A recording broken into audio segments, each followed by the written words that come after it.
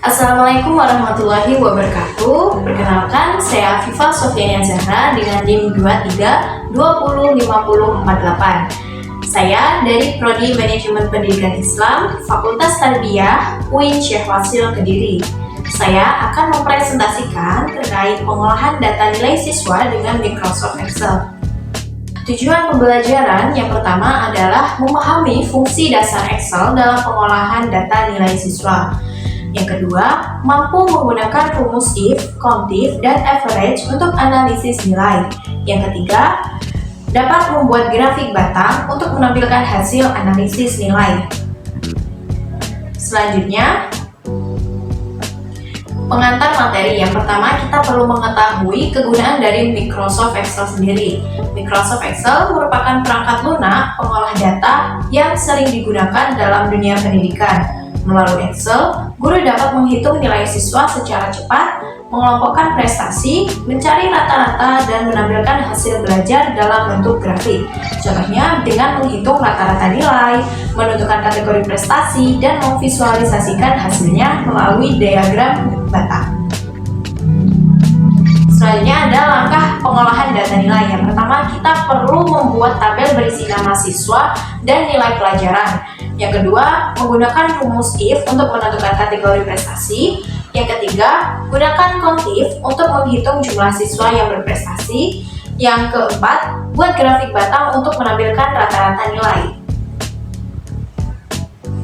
Nah, memasuki fungsi yang pertama yaitu fungsi if digunakan untuk menentukan kondisi logis. Contoh rumusnya yaitu bisa dilihat dari PPT yang saya berikan. Nah, rumus tersebut itu mengelompokkan nilai berdasarkan rentang prestasi siswa.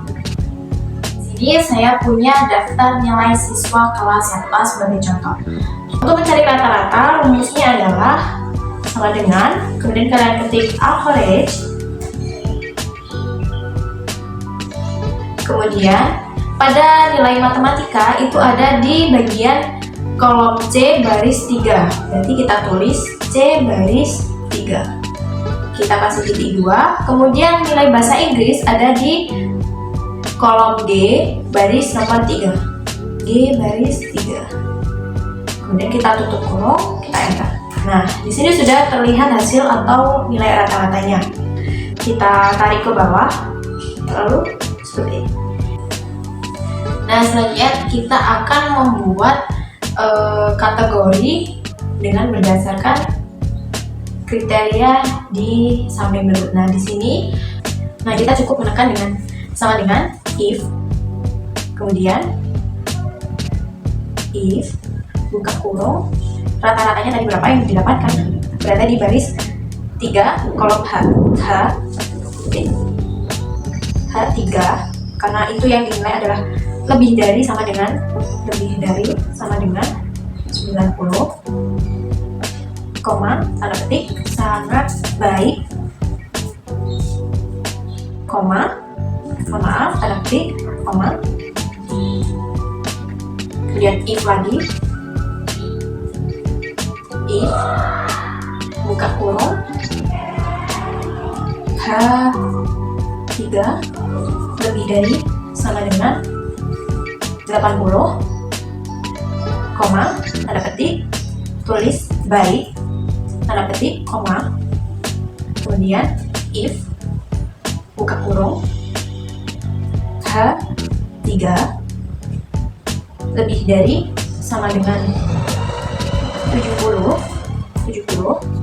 koma, tanda petik, cukup, tanda petik, koma, kemudian kita tulis yang bagian kurang, tanda petik, kurang,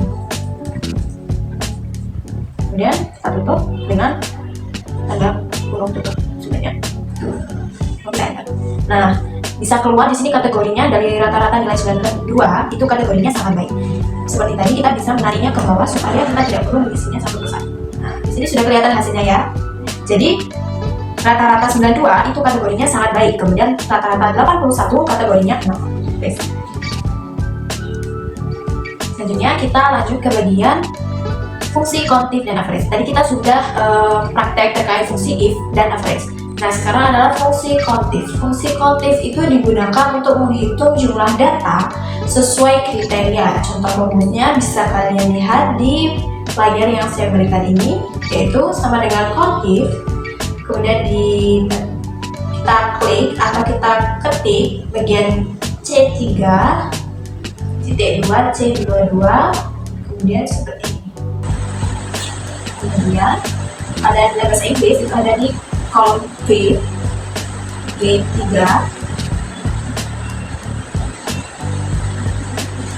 dan hasil G3 sampai G20. Nah, nanti muncul hasilnya nilai rata-rata dari bahasa Inggris. Jadi hasil dari semua nilai rata-rata.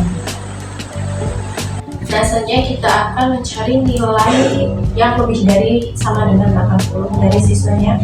Dari mata pelajaran ini itu yang mendapatkan nilai lebih dari 80 itu siapa aja. Kita ketik countif sama dengan countif, buka kurung, kemudian range-nya berapa karena bahasa Inggris di barisan G3, G2, G23, X22, koma, tanda petik,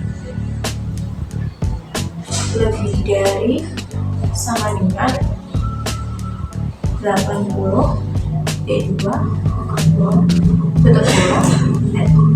Nah, bisa keluarkan hasilnya ini. Nah, tadi kita sudah mempelajari fungsi countif dan average. Kemudian kita lanjut ke bagian bagaimana cara membuat grafik nilai. Yang pertama, blok data rata-rata nilai tiap mata pelajaran, dan klik menu insert, chart, dan column. Kemudian yang terakhir, tambahkan judul grafik dan label sumbu agar mudah dibaca. Nah, ini kita akan membuat bagaimana membuat diagram ini. Pertama, kita blok bagian mata pelajaran dan nilai rata-rata, kita pilih insert, kemudian pada kolom kita pilih yang diagram rata-rata. Nah, di sini sudah keluar jadi nilai rata-ratanya. Dengan melalui diagram seperti ini, itu memudahkan kita dalam membaca sebuah data. Kita bisa paskan di sebelah sini. Nah, itu tadi sekian dari presentasi saya dan bagaimana praktik cara untuk mengolah data dari siswa. Mungkin itu saja yang dapat saya sampaikan kepada kalian. Semoga video ini dapat bermanfaat bagi kita semua. Sekian dari saya. Wassalamualaikum warahmatullahi wabarakatuh.